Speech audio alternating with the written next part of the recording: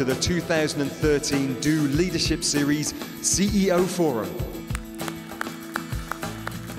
Well, Your Excellencies, distinguished guests, ladies and gentlemen, a very good evening and welcome to what is the fourth Do CEO Forum. My name's Richard Dean. I'm a journalist here in Dubai and I'll be your master of ceremonies for this evening.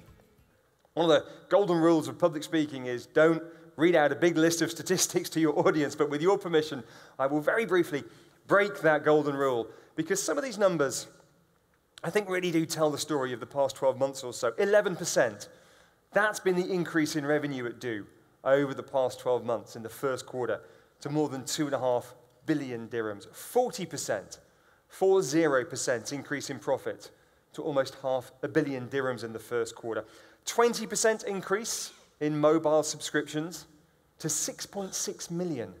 And of course, the man who's been driving this over the past few years is the chief executive. Please join me in welcoming Mr. Osman Sultan. Thank you so much. Assalamu alaikum wa rahmatullah. Masa al-khair. Good evening, excellencies. Good evening, ladies. Good evening, gentlemen. It is today my immense privilege and pleasure to welcome you. Today, the invitation that we have for you is for a moment of pleasure, hopefully. A moment that I used to call, since now 4 years, a recreation of the mind. Indeed, we all have this blurring impression that things are changing like never before. But we tend to forget that change is something that we always lived.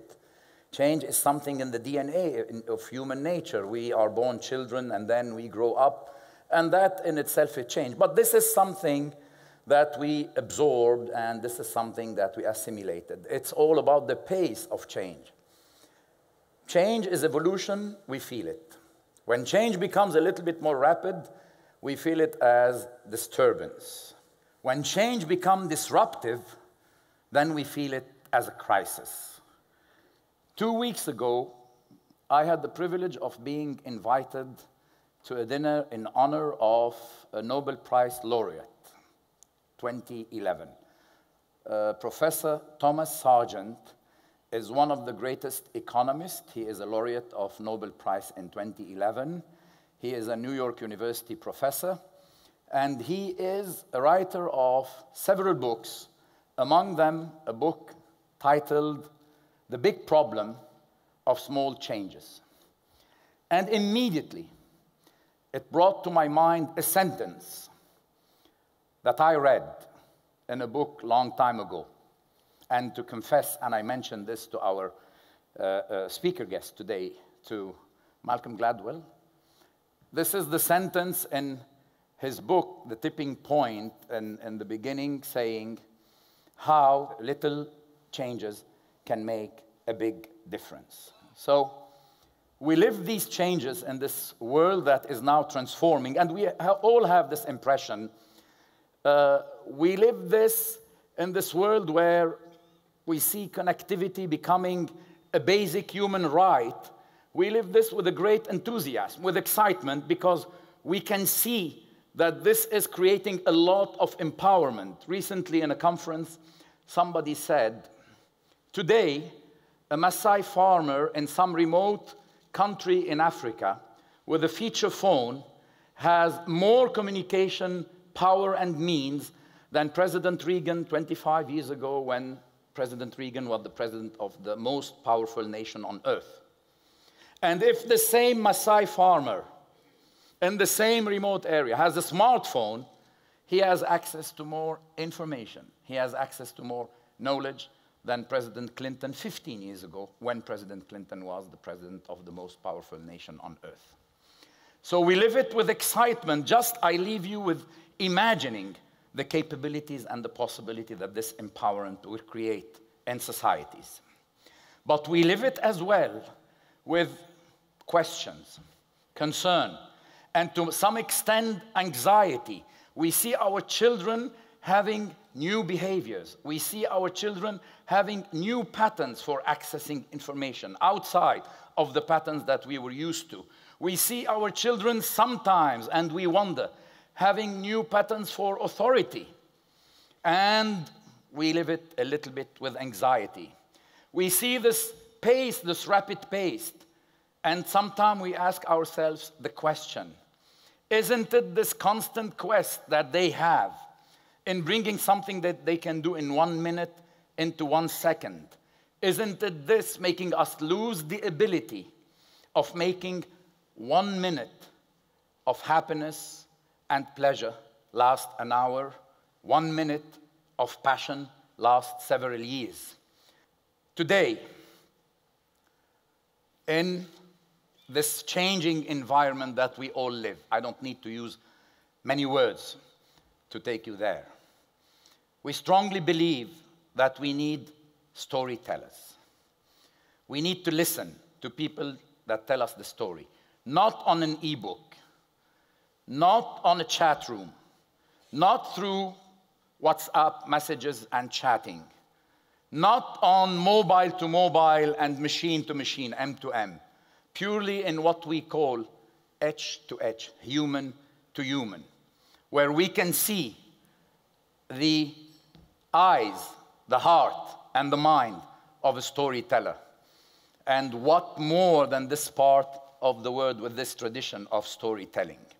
This is the spirit of these meetings. This is the philosophy of these meetings where we come together, not talking about our businesses as we do usually, without any agenda, just to listen to a storyteller. And today I have the immense pleasure of giving to you a storyteller that, in my opinion, has the ability of making us see differently something that we are looking at, making us read differently something that we know. I will just end by expressing, in the name of the Do family, all our gratitude for all of you for taking the time and being with us tonight. Thank you. Well, our guest this evening is a journalist. Began his career on the Washington Post, more recently with the New Yorker magazine. But he is perhaps best known as an author. His first book, which Usman referred to there, The Tipping Point, an international bestseller, it spent more than 400 weeks on the New York Times bestseller list. Our speaker has received more accolades and more awards than I have time to mention now, but just two of them in particular let me share with you because they stick in my mind. One of them was from Time magazine. Time said that our speaker was one of the 100 most powerful people in the world back in the middle of the last decade. Newsweek magazine went even further. It said, of the past decade, our speaker was one of the 10 most influential thought leaders anywhere in the world. It is a real pleasure to welcome him here to the Do CEO Forum. Your Excellencies, distinguished guests, ladies and gentlemen, please join me in welcoming Malcolm Gladwell.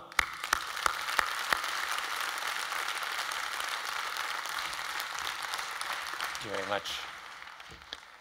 Thank you very much for that very warm introduction. It's a real pleasure to be back in Dubai. So I thought I would talk this evening about the idea of high-performance cultures. What does it take to build a culture that is innovative, that is open to new ideas, that is willing to challenge convention, that is capable of embracing all of the opportunities that the world offers? And I thought I would, since that's such an enormous topic, I would zero in on one particular issue in specifically, and that is the notion of social risk-taking. And we know that to be one of the things that entrepreneurs do. They are operational risk-takers, right? But I don't want to talk about operational risk-taking this evening. I want to talk about another kind of risk-taking, which I think is every bit as important. Social risk-taking are the social risks you take in trying some new idea. And there are three ideas that I want to focus on in particular. So let's start with the first, the notion of urgency. Now, I think that when you look at people who are great entrepreneurs, or you look at cultures that reward great entrepreneurship, what you find again and again is that same sense of urgency. In fact, I don't think you can create any kind of successful transformative culture without that feeling of urgency. Second critical notion, and that is the idea of disagreeableness.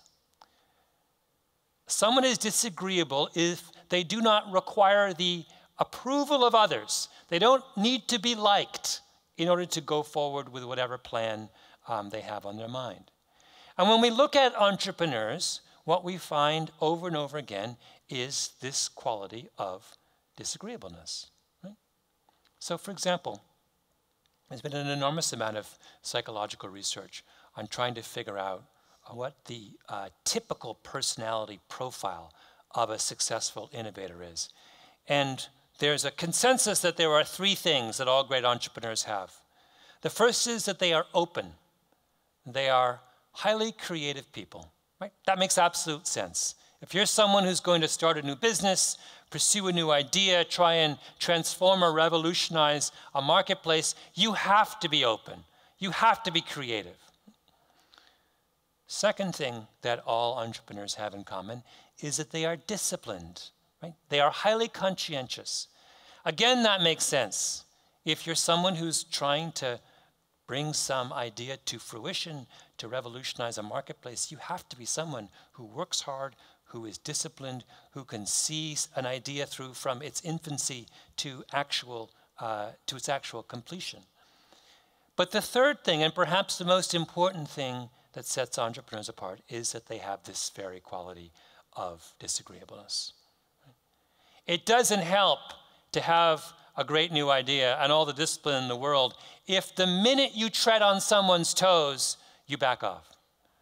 It doesn't help you if the minute someone starts to criticize you or to say that what you're doing is crazy or to say that what you shouldn't be doing what you're doing, if you say, oh, okay, you're right, I'm not going to do it. Right? All the brilliance and discipline in the world is useless without that quality of disagreeableness. Third and final trait that's part of social risk-taking. And in many ways, I think it's the most important, and that's the notion of constraint.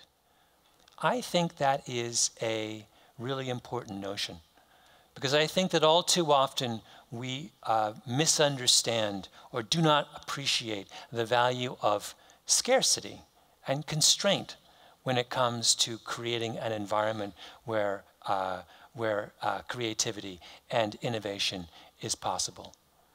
You know, if you take a look at the list of the 10 companies in the world who spend the most on research and development, it's a really fascinating list.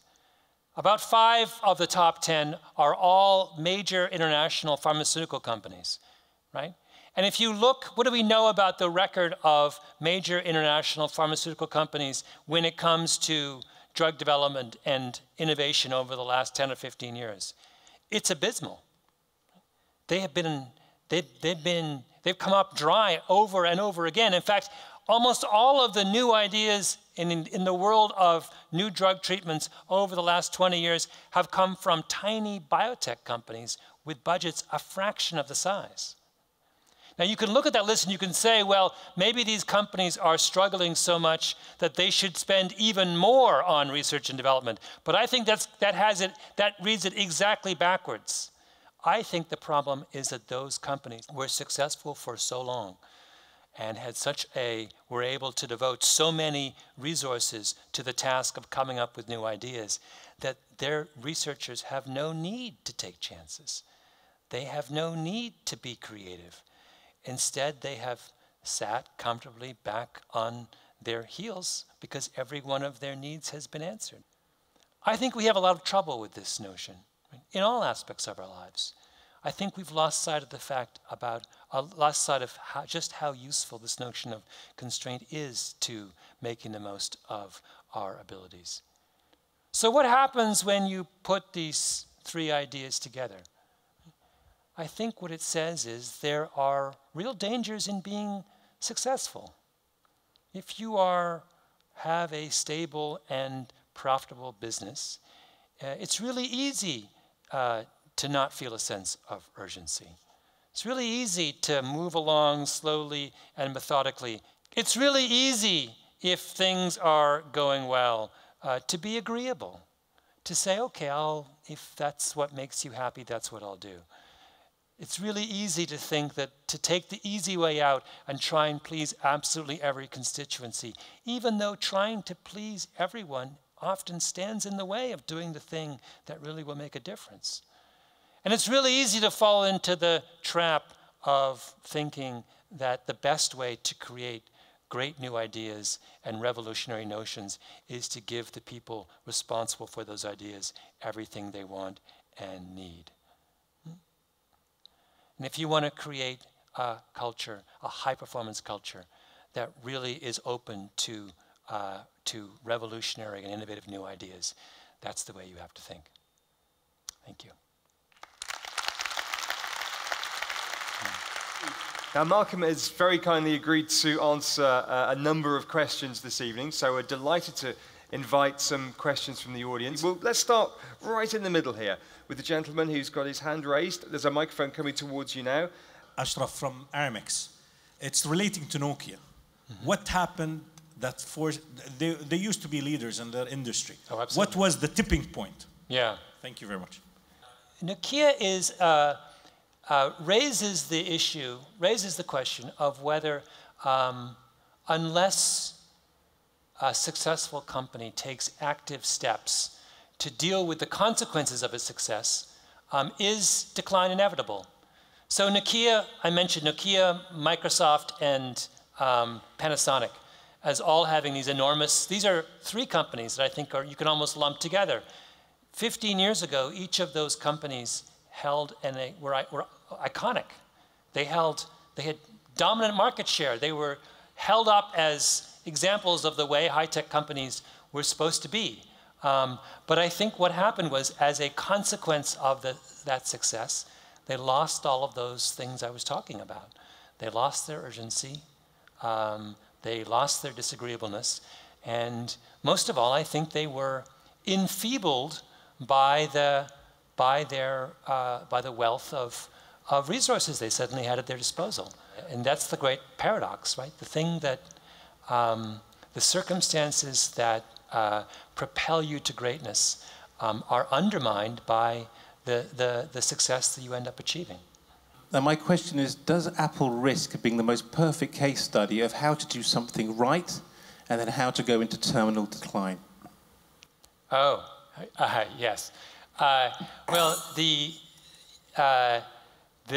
question of what happens to Apple over the next 5 years is going to be a wonderful test case for these ideas. An often quoted adage about corporations that at the moment they build their flagship headquarters, you should sell the stock, right?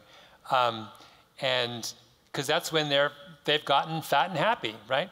So I don't know if you know this, but Apple is in the middle of building the most extraordinarily lavish headquarters that anyone's ever seen. Headquarters that would be lavish if they were here in Dubai. That's how lavish they are. And I'm quite sure I have this correct. Last I heard, the cost overruns on their corporate headquarters have exceeded $1 billion, right? So is this a company that is at risk of going the way of Panasonic, Microsoft, and Nokia? There's a real big chance of that. And anecdotally, I know from people who have dealings with them that it's a very different place to interact with today than it was 5 and 10 years ago. Great success is an incredibly difficult challenge to deal with. And I would have been happier if instead of building this Taj Mahal of a headquarters, they had downsized into something a little more, a little less ostentatious. That would signal to me at least an understanding at Apple that their successes put them in treacherous waters. Malcolm Gladwell, thank you very much indeed.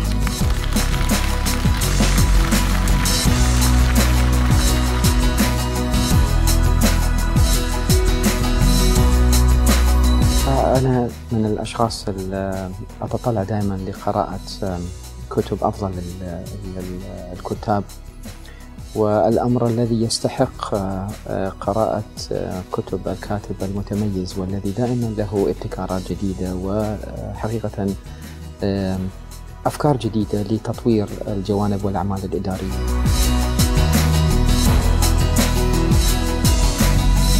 الشيء الجميل أن شركة دو تعمل أن تجمع أول شيء تجميع الرؤساء التنفيذيين في دولة الإمارات ولقائنا مع بعضنا البعض في خارج أوقات العمل، وأعتقد هذا جيد لأن يعني التواصل جميل.